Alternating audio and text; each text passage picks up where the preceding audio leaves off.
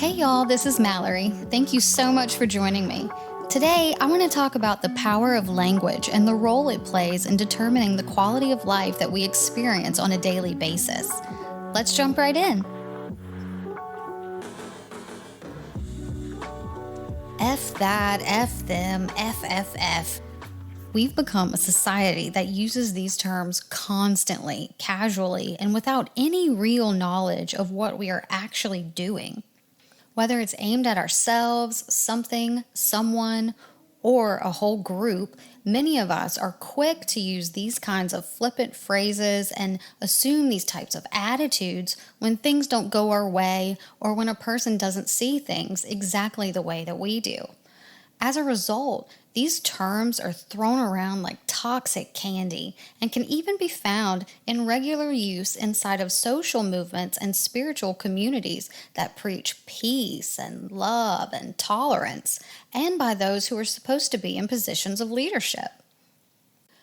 In today's social climate, interactions based upon true kindness can sometimes be scarcely found, as many of us are being blindly driven by the menacing spirits of anger, insecurity, envy, and competition, especially in online community settings where people are allowed to spew hatred, sarcasm, and judgment while hiding behind manufactured facades of themselves.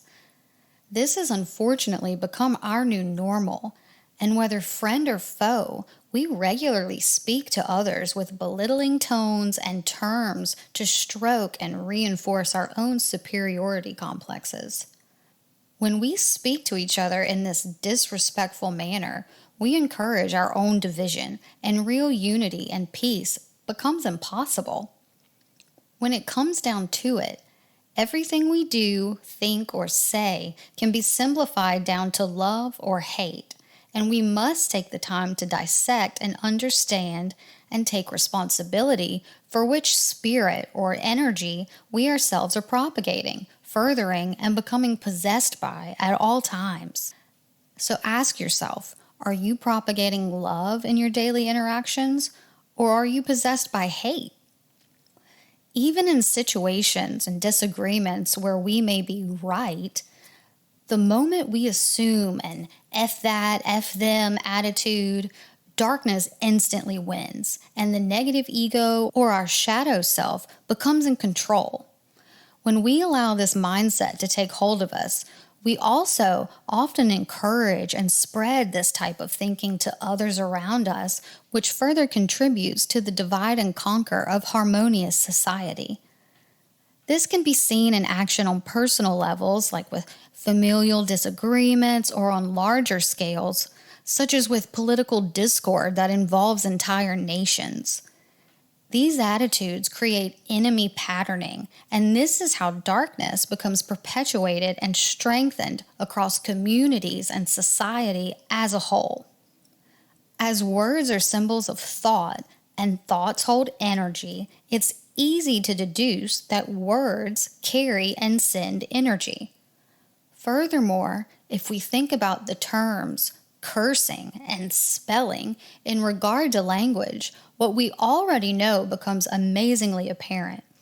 Words are powerful, and words can be weapons. So if we are thinking, speaking, writing hate-filled messages or using poor, casual language, we are actually sending ill will, hexes, and curses to others and ourselves. When we do this, whether consciously or unconsciously, we are also bringing negative karmic return back onto us, as whatever energy we extend eventually comes back, just like a boomerang. When we stop and think about the weight of this, it becomes amazingly clear just how important the role of language becomes. If we are habitually saying things like F them or F me over and over throughout our day-to-day, we're actually in the habit of directing negative energy to others and ourselves, all while wondering why we aren't happier people. Most of us are not raised with the knowledge that our word choice is energetically important. And as a result, we fall prey to the habit of using casual language and slang terms that create negative energy in our lives. Through tools such as social media, TV, radio, movies, and the books we read, our language and everyday vernacular is being influenced and grossly dumbed down. This is being done on purpose, and the progression of this can easily be seen when we take the time to look back at the degradation of language over the course of human history. We must stop and ask why. Why are we being dumbed down in favor of lingo that breathes darkness? As we begin asking these important questions and move forward with this awareness, we can change our habits in favor of positivity and love.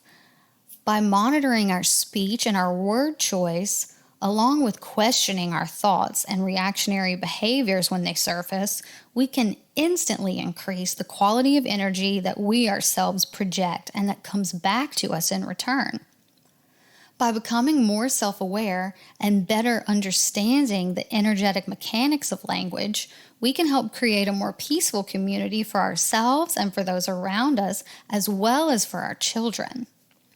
I often say to myself, your calm is your superpower, and indeed it is. When dealing with disappointments and interactions with other individuals and situations that may be triggering, our ability to stay calm, collected, and think before we speak gives us a spiritually based advantage over reactionary negative emotions and circumstances. Thinking and feeling instead of immediately reacting allows us the ability to more easily practice loving kindness, even when we don't agree with each other. As the old adage goes, if you can't say something nice, don't say anything at all. As we begin to monitor our language, this also makes the quality of our thoughts more apparent to us and gives us the ability to dig deeper into why we are thinking one way or another. This allows for greater self-awareness where we can begin to heal underlying issues that are triggering us and causing our poor mindsets. Once we can get to the root of poor thinking, our language naturally improves, and we cease in bringing hexes and curses upon ourselves and others. The only way to test this in your own life is to put it into practice and watch your mouth, as they say.